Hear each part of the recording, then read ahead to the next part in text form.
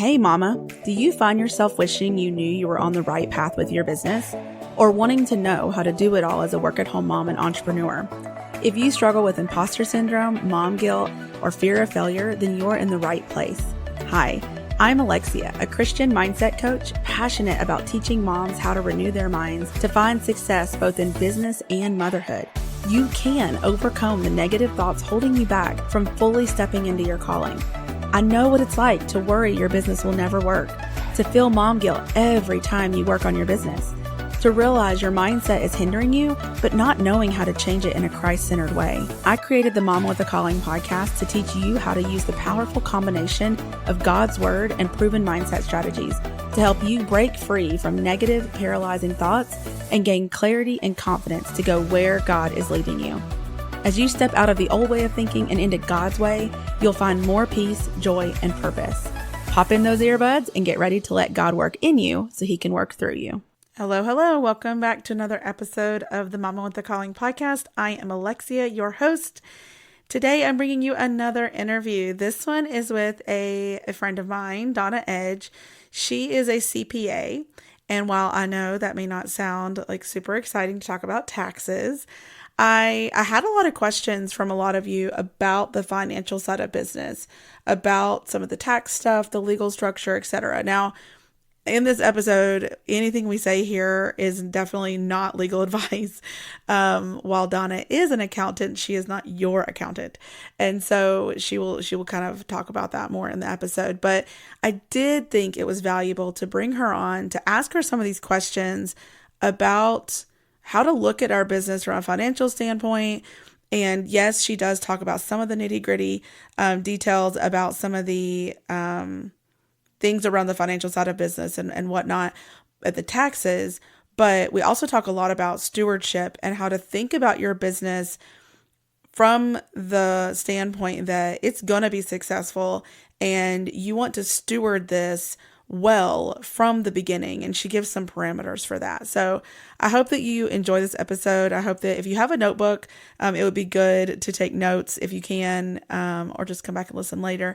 But I'm also going to put the link to Donna's program down below and some of her information. She talks about some good resources that she has for you guys about the financial things, just some checklists and things to help you make heads and tails of that stuff.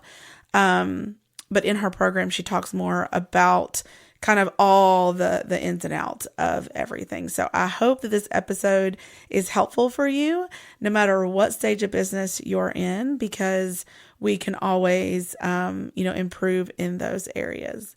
All right. With that, let's get into the episode with Donna Edge. Okay, welcome back to another episode of the Mama with a Calling podcast. Today, I have a special guest on the show, Donna Edge. Donna has been a CPA, which she likes to call a caring, passionate accountant, since 2010 and has extensive experience working with many small businesses. As a business owner herself, she understands the ups and downs that accompany entrepreneurship. That is what drives her passion to work with entrepreneurs, especially in the areas of tax and business coaching. As a tax specialist, she takes the time to explain the technical side in a way that is accessible and comprehensible. As an experienced business coach and guide, her expertise lies in alleviating overwhelm and stress for entrepreneurs. She accomplishes this by assisting them in getting organized and establishing a solid foundation in both their business and personal life. This comprehensive approach empowers entrepreneurs to optimize their potential for business growth and achieve personal success. In her downtime, she enjoys volunteering at her church and exploring new places with her husband in their RV. Thank you for being here today, Donna. Thank you for having me. I'm excited to be here. Yeah. So to get us started here, can you tell us a little bit more? I know we kind of said, but a little bit more of what you do and how God led you to start helping entrepreneurs in this way. Oh, wow. So I started out going to college and wanting to be an engineer because I like numbers. And I learned real quickly that those were not the kind of numbers I liked. And so I ended up jumping into the College of Business and took a basic accounting class and found out those are the numbers that I prefer. So God took me on this path before I even became a Christian. And it's neat to look back now and see how He weaved things into my life before I became a Christian to prepare me for my walk with Him and helping entrepreneurs. So I got an accounting degree. I sat for the exam right out of college and I bombed it. I wasn't prepared and said I would never do it again. So I did work in bookkeeping and did a little bit of taxes for other people. And then I became a stay-at-home mom for 10 years. And during that time, I just focused on, raising our two kids. And then when our youngest started kindergarten, I wanted to do something just to kind of bring in a little extra money, but I didn't want to go work for anybody. So I just started bookkeeping because that's what I knew. And the way God works, my husband said something about being the CPA, and I was like, no, I don't want to do that, because I said I would never do it again. And then God started planting that seed, and I knew rules had changed for being a CPA. And I had a bachelor's degree in accounting, but at this point, this is about 14 years after graduating from college, and the rules had changed, and you had to have the equivalent of a master's degree. So I knew I didn't want to go back to school, and I didn't want to pay for school. And my husband's like, well, why don't you see if you're grandfathered in? And so I decided, I was like, okay, I'll call. So I called the State Board of Accounting, and I told them I graduated in, just give my age away, in 1995 with my accounting degree. And this, at this point, it's 2014. And I'm sorry, 2009. And I said, am I grandfathered in? And they said no. And I thought to myself, yay, I have my excuse. I don't have to do this. And then they said, unless you took the CPA exam back then. And I was like, I did. They said, then you're grandfathered in if you can provide the documentation from the state board that you took it. I didn't have to pass it. I just had to have taken it. And so all that time, even though I wasn't a Christian back then, God was already preparing me for it. And so I was like, yeah, I can provide it. And so I had no excuse at that time. And, granted, I've been out of school for 14 years at this point, and I had to relearn everything. But by the grace of God, I got through the exams, because it's one of the most hardest exams you can take. It's 16 hours long over 4 parts. And the pass rate's 45 to 50%. So it was one of my greatest accomplishments, and I could not have done it without the Lord and with the help and support of my family and my church and my friends. And then this is like the icing on the cake. So my license date is April 28th, 2010, which is also my 38th birthday.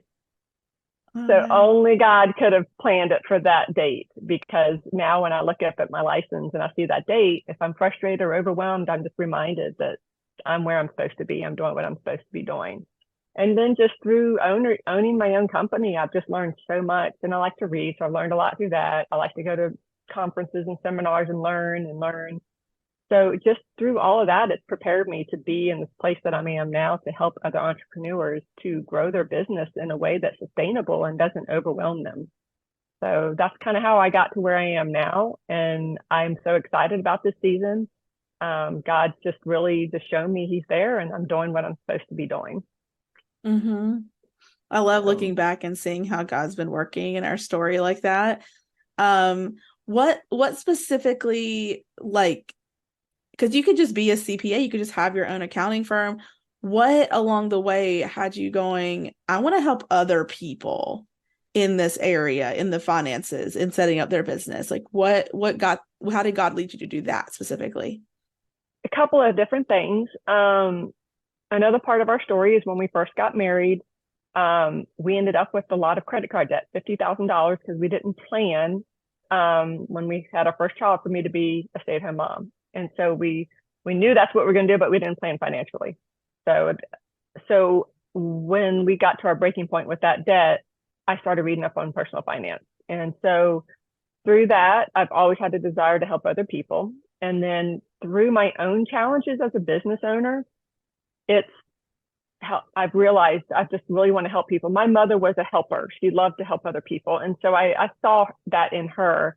And I saw that's how I want to be. And so this is just the avenue that I have. And of course, I've had my own personal experience to be able to, and just the feedback I get from people. When you are good at something, you just kind of, sometimes you can take for granted that everybody else knows what you know, but they don't. And so God reminds me of that. And so I'm just, some simple little thing that I teach an entrepreneur is just like, can be gold to them. And so just the fact that I'm helping to simplify their life and helping them to understand things in a way that nobody else has ever taken the time to them. It brings me joy to know that I'm able to be a blessing to them and to help them. And so I just want to be able to share that with as many people as possible. And that's why I was excited to be on your podcast, because I'm like, this gives me another opportunity to reach more people and tell them it doesn't have to be that way. I get clients all the time that have had CPAs that they just either talk down to them, they don't take time to explain things to them. And I can't help myself. It's just the way the Lord made me. If you ask me a question, I'm not going to give you a simple yes, no. It's going to be why it's that way. And this is what you need to do moving forward. And it's just kind of ingrained in me. It's the way God created me to be. So. Mm-hmm. Yeah. And I love that it's like you're looking for this opportunity, this way that you can give back, the way that you can help other people. But also, like you said, like our own challenges, like God will use the things that were hard for us. And as we work through those and to be able to help others. So, I wanted to bring you onto the show. I asked you to come on to talk about finances as a business owner, because I've had multiple clients express that they really aren't sure how to manage their finances as a business owner. And sometimes, honestly, they're not even thinking of it like a business really, like in that way. Like they already have a hard enough time thinking of it as a business, period. But then thinking about the money coming in that way, like how much to pay themselves or how much to keep in the business to have it grow, stuff like that. So can you provide some general guidance? I know it's very specific to each person probably, but some general guidance to just kind of help new business owners navigate this financial side of things. How should they think about it? How should they approach it? No, that's very good. There is so much to know about owning a business. And like you said, when people start a business, sometimes it starts as a hobby because it's what they enjoy doing. I mean, there's a series of books called The E-Myth, and they have several different ones. Some are specific to industries and everything. And they talk about when you start your business, you're considered a technician because you're doing all the work in the business. You're doing what you love. Like me, I enjoy doing taxes. I know I'm not normal, but I enjoy that kind of work and bookkeeping and whatnot. But there's so much more to owning a business than that side of it. There's like you said, the tax side of it. There's the planning, productivity, the hiring when you grow. And there's so many moving parts. And then now we're hearing so much more about just the self-care and the mindset as well as a big part of owning a business. And so the challenge is like, okay, what do I focus on? And so I like to just kind of keep it simple in the beginning when you're starting a business. And I have like it's like a checklist of things that I go over with clients when they're starting a business. And one of them is like your tax structure. A lot of people, they hear these terms thrown out there like partnerships, S Corp, LLC. What does all that mean? And so I take the time and explain to them that, a lot of people start a business as a DBA, and that's just another name for a sole proprietor. And then now they have this option to be an LLC. And so I like to explain that, an LLC is a designation that you file with the state that you're in, and it's not formed with the IRS. It's just a straight state structure. And so it's kind of new in the sense, I mean, look back on 50 years, it's newer within the last 10, 15 years. And so when the LLC designation came around, the IRS had to decide how they were going to tax you. And so an LLC is a nice middle ground between being a DBA and a corporation. And it provides you with, for one, it provides you with some liability protection. Of course, I'm not an attorney. This is a generalization, but it's very well known that that's why it's called a limited liability company. But it provides you with that little extra layer of protection. It also makes you look more professional because you actually have a business name and everything. And it gives you flexibility on your tax, how you report your taxes. So by default, if you're the only owner of the LLC, you are still taxed like a sole proprietor. So, and that means that you file your business income and expenses on your 1040 tax return as a Schedule C. Well, that's a great way to start out. So I tell clients all the time, don't even do a DBA, go straight into an LLC. And that's because when you get the LLC, you also get an EIN number, which is your business identification number for the IRS. And if you already have that set up, it allows you later to make different choices as far as how you're going to be taxed without having to change your business name, bank accounts, and all that stuff. So it's best just to go straight into an LLC. And of course, you're going to want to talk it over with your CPA, but this conversation is going to give you the ability and the knowledge to have a good conversation with that person.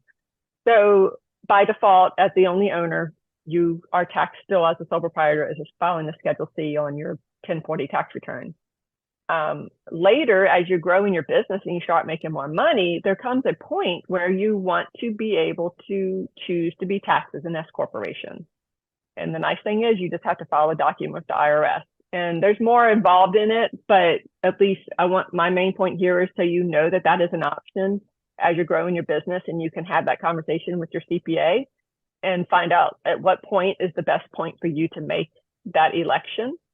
It generally has to do with revenue and your profit. So I generally recommend when your profit, which is your income minus your expenses, gets to be about, right now it stands about $70,000. That's when you need to start having that conversation with your CPA about being an S corp. And because it ends up saving you in taxes. And that's the main goal. We're trying to save taxes without raising red flags with the IRS. So, so that's the whole goal. And so that is a big option that you have to help. And there's more involved in it. But again, this is to let you know that you have these options so that you can have these informed decisions with your CPA. So that's the first thing I talk to clients about. And then I also talk to them about their deductions. A lot of people are not aware of what kind of deductions they can take. So I provide them with a cheat sheet, I call it, of all these different kinds of deductions they can take. And it spells out what they are. It's not all inclusive because, they're just they cover a large variety and a lot of industries and whatnot. But, and you can also, I have that available on my website under free resources and whatnot. But it's just something in front of you can kind of go through and say, oh, I didn't think about that, And then I like to talk to them about how to pay their taxes, because that's a big one. A lot of people are so afraid of failing in their business that they're caught off guard when they start growing. And so I get clients and they're like, oh, wow, I just made a lot of money and they have this big tax bill. So I like to talk about the estimated taxes. So when you work for somebody else, obviously they take out taxes from your paycheck. When you work for yourself, you don't have that. So the IRS likes you to pay estimated taxes every quarter. And that way you're paying in to build up a deposit against your tax liability when you file your taxes. And it helps take the pressure off you so you don't get a big tax bill, and helps you budget your money better. So I like to discuss that with clients so that they're prepared for that and make those payments on time. And I talk about how to make the payments and whatnot. And then I also talk to them about how to pay themselves, because a lot of people are like, well, do I need to do a paycheck? Do I take taxes out? When you're a sole proprietor or an LLC that's treated as a sole proprietor, it's as simple as transferring money from your business account to your personal account. So there's no taxes withheld because the IRS taxes your profit, not your distributions. Your distributions that you make from the business to your personal are not separately taxed, and they're not a deduction on your return. They strictly look at your profit. And this, again, is all related to being a Schedule C filer as a single member LLC. So as you grow, or if you add a partner to your business, then that shifts things and how you're taxed and whatnot. So again, that's at a point where you need to definitely get with a CPA and an attorney if you do get a business partner, because you'll want to have a good operating agreement if you form a partnership with somebody, and then talk to the CPA to discuss how all that's treated tax-wise. And there's so many things I could go deeper into, but obviously, that's not what the point of this. I just want people to be aware of what they need to be looking at. And then I talk to them about, their state filing requirements, sales tax. Certain states have filing requirements, and as for their business. So I like to inform them of what those requirements are. And of course, with that being different states, I'm in Texas, so I'm more familiar with that side of it. But it's very easy for me to find the information for other states. So I still do taxes and whatnot for other people. So those are kind of, and then we talk a little bit about the insurances you need to consider having, and we talk about retirement options because you still need to be thinking long term as well. And so we cover the some of the options you have for investing in your retirement for your business and for yourself and for your family as a whole, and whatnot. So those are like what I call my foundation. I actually teach a class on that called Business Foundation Consultation. I do it as a 101, or I'm started to offer it online every month as a class where we take the time and we go through all this stuff in more detail. So you have a better understanding. I provide all the cheat sheets for you and everything. And I do it now virtual because it just makes it accessible to way more people and it's easier and more convenient. So that's the world we live in now. And so, and then from there, I am creating my own coaching program to take it way deeper, to cover so many more things such as mindset, your legacy, systems and processes, and productivity, and go deeper into the insurance and the taxes and understanding your tax return, understanding your financial statements. And it's not a super deep dive, but it's enough to prepare you, because my ultimate goal with that program is going to be to, like you mentioned in my intro, is to help entrepreneurs get organized and build a solid foundation so that when that growth happens, it's so much easier instead of trying to wing it. So many entrepreneurs wing it. And I was one of them. In my first business that I had, I was winging it. And so I learned a lot of what not to do. And so I'm taking all those experiences working with hundreds of other business owners and coaching and all that pulled together is where I'm getting my information and how I'm creating this program. And I'm really excited about it. The more I work on it, the more excited I get, because I just realized how much this program is going to help people. I coach people through the SBA Thrive program right now. And these are, companies or CEOs of companies with over $250,000 of gross revenue up to $5 million. And they're just now getting this information and how much more valuable. They're already in the throes of their business and they're having to kind of stop and start applying all this stuff. And I'm like, how much better if we could get it into people's lives and into their business in the earlier stages of their business. So ultimately, that's the big plan I have, is to reach more people in the early stages of their business with this information that's going to help them grow and scale their business way more, make it more sustainable. So hopefully that answered your question. I know it's a lot of information. Yeah, and it is, but it's important information. But I also think that, excuse me, like one of the things I'm thinking is that for so many people, there's this mindset shift that's probably got to happen, and definitely a block, because in the beginning, they're going to think like that stuff doesn't apply to me. And there's also the other side of it where it's to put those things in place and to think that all of that stuff matters in the beginning. They have to believe that this business is going to actually make money. They have to believe that they're going to ever get there. And so as I'm listening, I'm just thinking, like, that's a big leap when you're not making any money, or when you just have an idea, in the beginning. And so can you talk about a little bit, like, what, like, is there, I guess, like, why it matters to start? Is it like really early, like from day one, like if you're going to be a business, let's do this, or give yourself some time? Like, what would you suggest? I know you can't give like advice, but just like in general, just what you've seen, what's better in the long term? Yeah. No, that's a great question. And it's not like right from the beginning. More the programs and what they need to know with all of the additional information. Now, the first few things I went over that I do, like on the Business Foundation consultation and class, you definitely need that from the beginning. That one it's an hour and a half long. That information is vital for you just to get a good head and reduce stress in your life.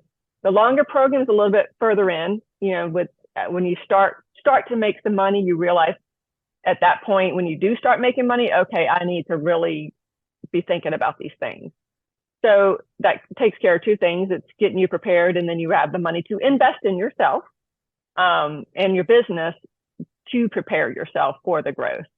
And when you were talking about that, and my word that popped in my head, stewardship, because we're here for a reason, and you have this business for a reason. God's put this on your heart. And so you have responsibility to be the best business that you can be. And that's what all this is about. It's being a good steward of your business. And this is a process that will help you be the best steward that you can be of your business. And as you grow in your business, it puts you in a better position to help other people how the Lord leads, whether it's financially or just giving up your time and just helping other business owners. Because let's face it, if you get something for free, you're not going to be as invested in it as if you pay for it. Mm-hmm. And so as you have to remind yourself as a business owner, that's a whole nother thing I talk about in the program is, you're worth what you're charging. And that's a mindset thing. You've got to know that what you offer is valuable and it's okay to make money. What's not okay is not being a good steward of that money. And so it really all comes back to being steward. And that's why God has been working with me over this past year, because I've had this idea in my head, but I didn't understand how it was going to come to fruition, what it really meant, what was it I was really offering, what was the end result for people that go through the program. And then I've been working with a business coach, and through her program, I have been able to see what the end result looks like and how it's going to be beneficial to people.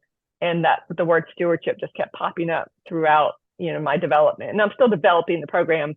But that word just kept popping up, and it's about being a good steward of, and that's where that whole mindset. And if you have that business, you need to be a good steward of it, and this will help you be the best steward. So that's really the mindset that you talked about. Mm-hmm. So, I mean, I know that's what you deal with as a coach is mindset. So I'm going to kind of throw it back on you. How do you see it as, what people's mindset connect the two with the, no, I think that is true. And it's really important. What I'm just kind of feeling for it is that we have to shift our mindset around, like I was saying, around believing that your business is going to be successful. And like you said, thinking of it as stewarding what God is giving you. And, because I think in the beginning, it can look like a whole bunch of numbers, a whole bunch of cost, a whole bunch of whatever. And there is this belief, and it's real, like with online business, where you can kind of start a business with a lot less input, right. Financial input than a brick and mortar. But some of these things, some people are just quick to kind of dismiss them, but, as like things that they need to worry about. But what I'm hearing you say is that these are important things from the beginning. And it's like you're kind of, I guess, I don't know, the visual I'm getting is like, not quite so dramatic, I guess, but like building on like a strong foundation versus like sand. It's like you're laying down these pieces saying, I'm not a successful business yet, but I know I'm gonna be, because God gave me this and I'm gonna steward it well from the beginning. And so I'm gonna become that LLC. I'm gonna have these things in place as soon as I can, just again, like you're saying, to be a good steward of the business. So I think that just I think it scares a lot of people. The taxes feel overwhelming. And I would say that a lot of us don't think, like, they may not even know a CPA is the person they need to contact, but, finding a CPA that can help you navigate. I don't know. Are there like specialists? Like, if you're looking for a CPA, is it important to find, like, a lot of people listen to this podcast are online business, but there's quite a few that aren't. I have people that are have photography businesses or brick and mortar, other accountants, they probably know what to do. But if you have a business that, like, I don't know, is it important to find a specialist kind of CPA that focuses on your type of business? That is definitely an option, and there are definitely benefits to that. So, but they're harder to find. Right. There's been a shortage of CPAs over the years. There's less and less people getting their CPAs because of the tax season. People don't want the stress of working 80 hours during the week during tax season. Mm-hmm. And I get that, because I was that person. And now with my new firm, I'm building a better model where we don't have to work 80 hours a week. Mm-hmm. But I actually have, there's a lot of questions, and I actually have a list of questions to ask when you're interviewing CPAs. Oh, okay. So I'm going to add that to my resources. And I know that seems contradictory to, why would you offer that? Don't you want people to come to you?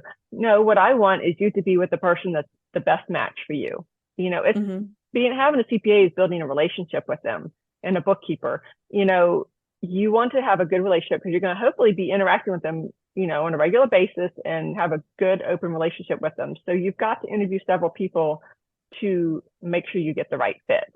And I've had people, it wasn't a good fit, and I can get along with just about anybody, but just sometimes it's just not the best fit. And you had talked about, one of the things I like to look at my program as is a roadmap. And it's your guide to get you to that next level in your business. And you'll know when you're ready for to hop onto that roadmap, so to speak. And the roadmap, because that's the other vision that God's kind of like given me of my program, it's a roadmap. And so that once you complete the program, you have this roadmap to keep following. And if you get off track, all you have to do is look back at your roadmap and say, okay, this is what I'm dealing with. This is how I can fix it. So you have a guide to get you through to the end of your business, whatever that may be. And I'm, like I said, that's something recent that I've seen God kind of put on my heart about making this program, because it's not just going to end after, let's say it's 6 months long. It's going to be a tool that you use and help you through the whole journey of entrepreneurship. And we even talk about the end result. Where do you want to be? What do you want to do with your business? A lot of entrepreneurs don't think about that when they're starting out. And that's one of the first things we talk about. You've got to, if you don't, you're going to go everywhere if you don't designate where you want to go. And so this whole roadmap will keep you in line and focused on where you want to be. And it's fluid, because God will change. Believe me, God changes our paths. So you also got to keep that in mind. He has done that so many times. And just, I encourage new business owners, and I say new can be anywhere from startup to a couple of years. It's not just startups. New business owners, still in the first few years, it's still all new to them. Seek out mentors that have been there. And that's part of, going back to the mindset, is you'll hear people say that have been through entrepreneurship, this is what I wish I would have done. I wish I had a better foundation. I wish I would have known about this. I wish I would have known about that.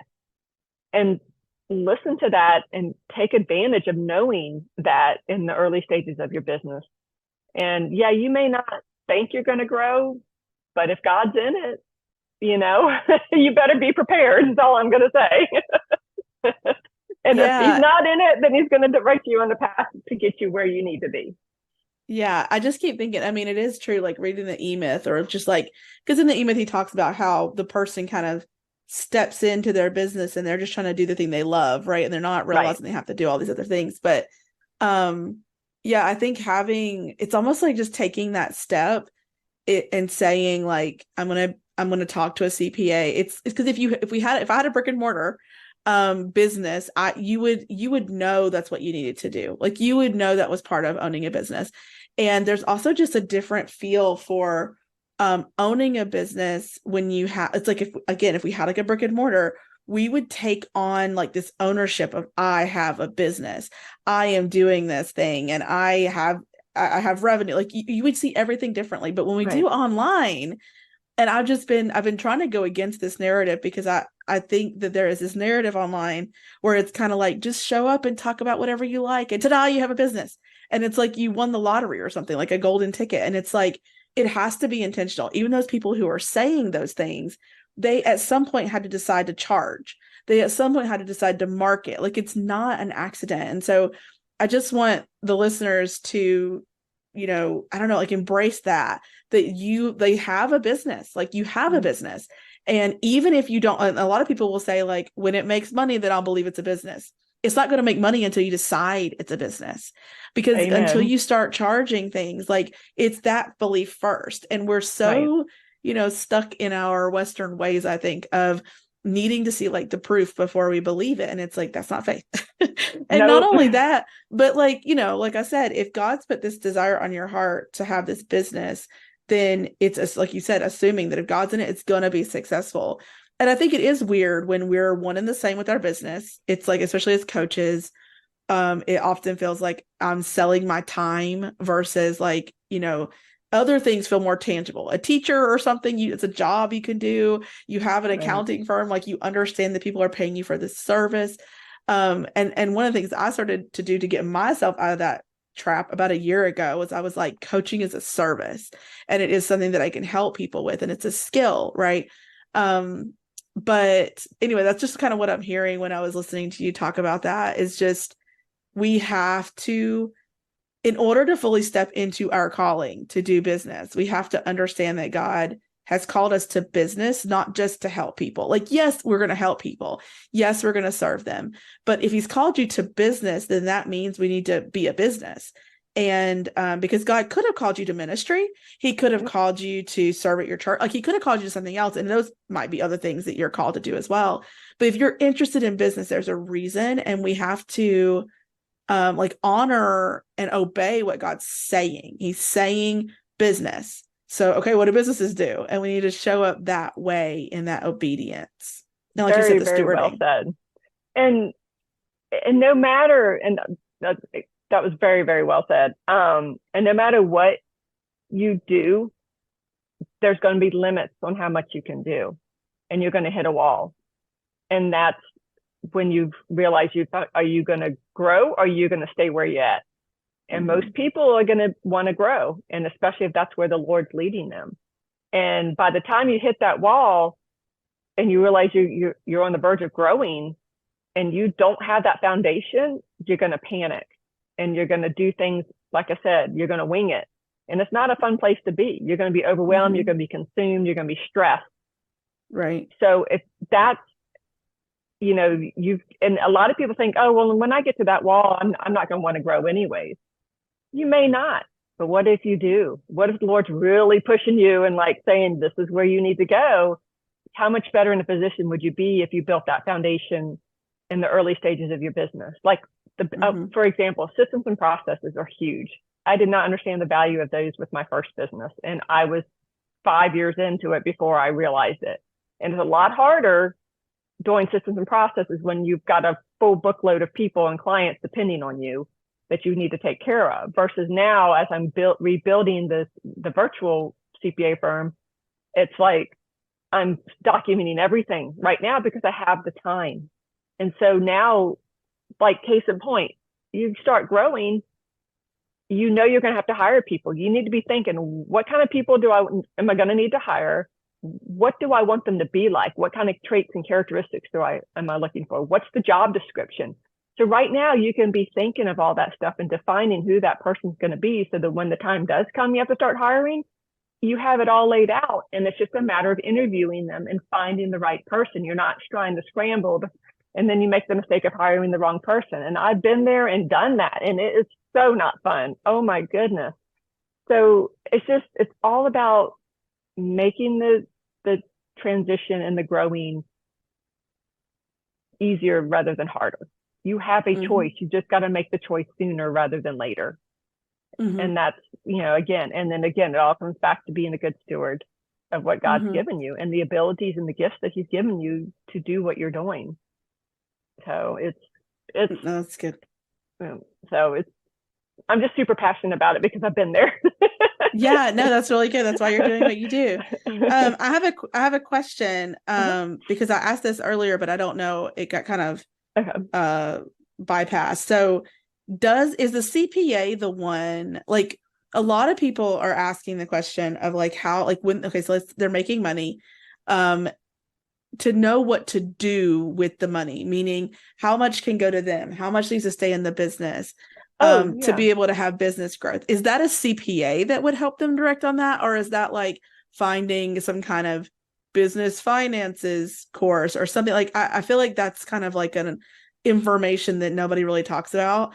No, that's a good question. As far as like, I don't know, like, because there's like percentages, I guess, that you can't take it all because the business needs money to grow itself Right. too, but you also don't want to not get paid. So what does that look like as far as how to let your business grow while still being able to pay yourself?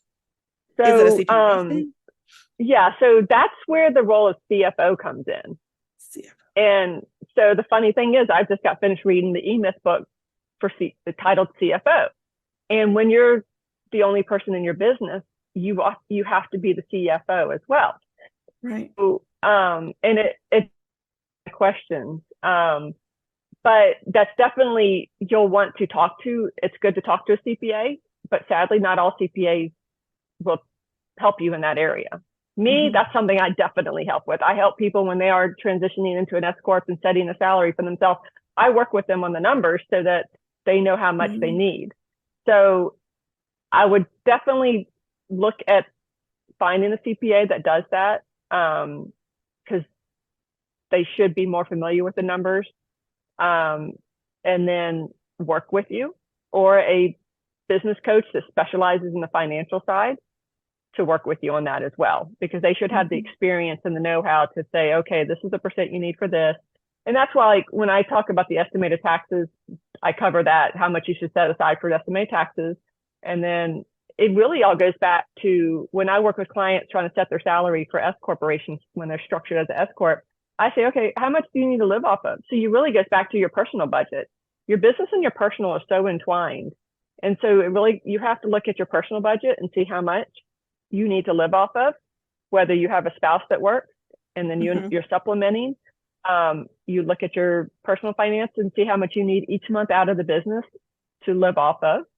And then from there, we determine a salary, and then we factor that in with your other expenses of your business. And then whatever's left over, we look at the goals of your company. What are you looking to do? Are you wanting to expand? Then you're going to want to have money set aside for expanding. And that's where getting with somebody else to talk this through and say, okay, work through these numbers and what looks feasible for your situation, because it's going to be different in every business, because we're all different. Our businesses are different, and it's all about your goals and what you want to do with the business. So I actually I offer strategy sessions for stuff like that, just bouncing ideas off and back and forth. I want to do this. I'm thinking about that. What do you think? And it allows them to have somebody outside of their business that can give them some input and be real with them and say, yeah, no, that's not going to work. Or, yeah, that's a great idea, and this is how we're going to do it, So it's just finding the right person. And again, it goes back to finding a CPA that offers those kind of services. And if not, if you have like your CPA, but they're only tax basis, then, finding a coach or even finding another CPA that does offer like strategy sessions to help you work through that kind of stuff. So no, that's a good question, because that's a very common situation that they get stuck and they're like, what do I do? I'm actually making money. What do I do with this money? Yeah. Or even just allowing their business to grow from the beginning to make sure they're not kind of cutting it off at the start. Right. Cash flow is so huge. That's why I like that E-Myth book about CFO.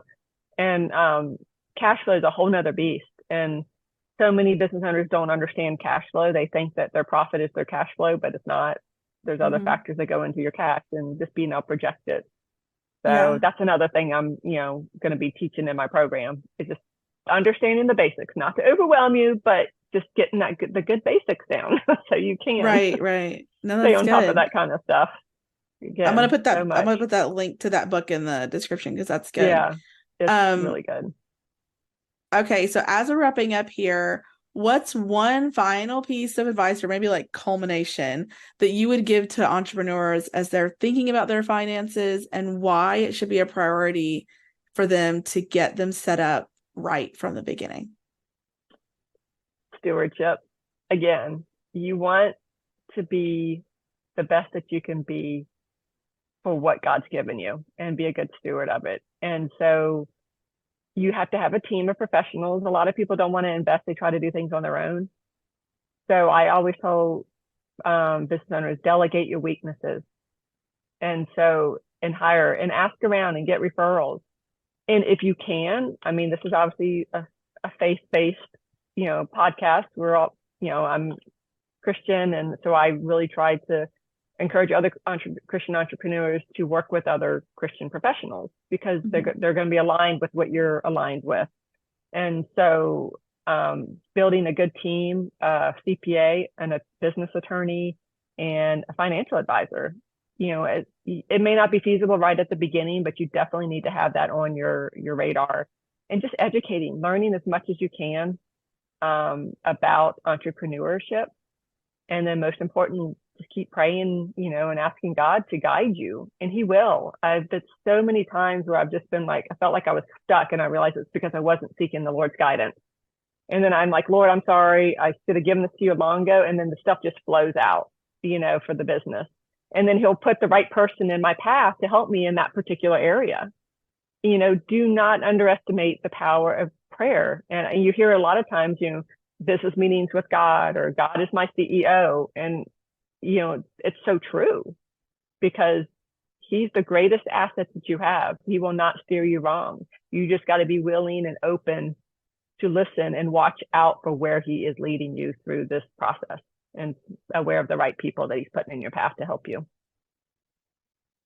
That's great. Yes, stewardship, that's for sure. That's a great final piece of advice. Well, where can people get in touch with you, learn more about what you're offering, and check out your programs and things? My website, I designed it myself and it's really straightforward. It provides the information. It's just donnaedge.com. I just wanted to keep it simple and easy to find. And there's information about what we offer. There's some free documents on there. There's links to set up a free tax consult if you want, free coaching consult to learn more about the coaching program. And there's access to just everything's on there, but it's not overwhelming either. I try to keep it simple. I'm type A, so I'm like, okay, let's make this as simple as possible for people. So, and I'm always adding stuff to it as well. So. Okay, sounds great. I'll put those links in the description below. Thank you, Donna, for being here today. It was such a good conversation. Thank you so much. I really enjoyed it. And I'm excited about what you're doing as well with the mindset, because that's so important for entrepreneurs. So thank you for having me. Thank you. Thanks for listening to the Mama with a Calling podcast. As always, you'll find the show notes for today's episode at mamawithacalling.com/podcast. Really quick before you head out, are you loving these episodes? To make sure this podcast gets in the ears of as many mamas as possible, please head on over to Apple Podcasts and leave a review. And while you're there, make sure you subscribe so you don't miss out on any future episodes. I'm going to be reading your reviews on the podcast, so I can't wait to hear from you. Also, if you know someone that needs to hear these episodes, grab a screenshot and share it on Instagram, and don't forget to tag me at Mama with a Calling so I can share it in my stories. Until next time, keep pursuing your calling.